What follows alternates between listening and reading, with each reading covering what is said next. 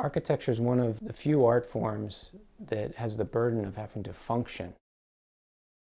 And I've always been interested in thinking about how that relates to the morphology of how buildings change and adapt over time. Because how a building is seen as being right or appropriate depends a lot on who the user is.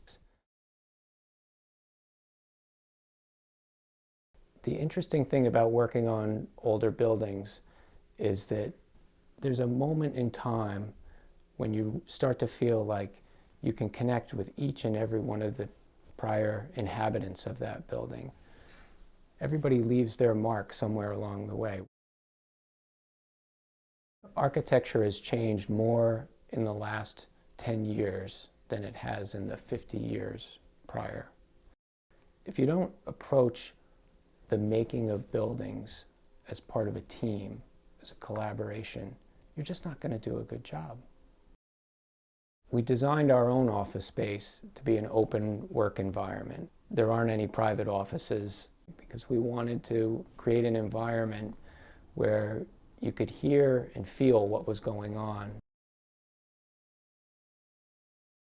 When we bought the building, which is a circa 1893 warehouse, it was literally raining and snowing in here. There were pigeons flying around. The building had been abandoned and underutilized for over a decade. We were the first people to be able to live legally in this part of town.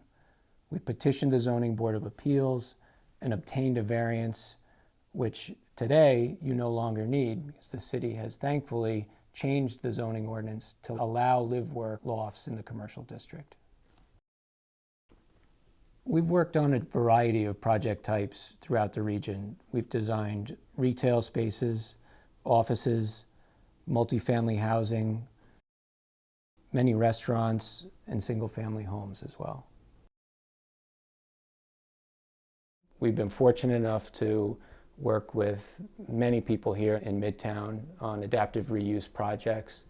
We worked on the Rupco's Lace Mills Lofts, which is an 80,000 square foot mill building similar to ours, which is now home to 55 artists that have live-work lofts that were designed to Energy Star for Home standards. So it's clean, it's safe.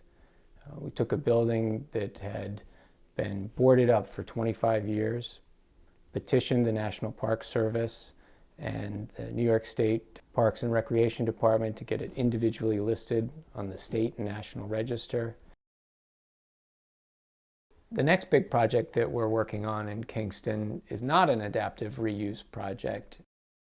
We see it as sort of a bookend to the Lace Mills Lofts, strengthening this cross corridor that you have to Broadway along Cornell Street. Energy Square is a roughly 80,000 square foot new construction project with 57 units of affordable housing over roughly 15,000 square feet of mixed-use commercial space. The project has a goal of net zero for living. Net zero for living means that we will generate enough energy on site through the use of geothermal heating and cooling and photovoltaics to offset the energy consumption needs of the residents. One of the design features of the project is an 8,000 square foot elevated park, an urban farm with outdoor gardens and a greenhouse, a cistern for collecting water to be used in irrigation. As we all know, the urban food desert is becoming a larger and larger problem in many of our communities. Allowing residents to grow their own food just makes for a more sustainable and healthy project and community. But having come from Brooklyn and living in Williamsburg before Williamsburg tipped, I saw what happens to neighborhoods. I knew and I felt that Kingston was going to be my home.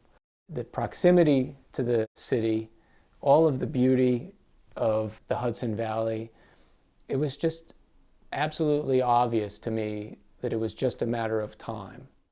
I'm absolutely thrilled with what's going on in Kingston right now.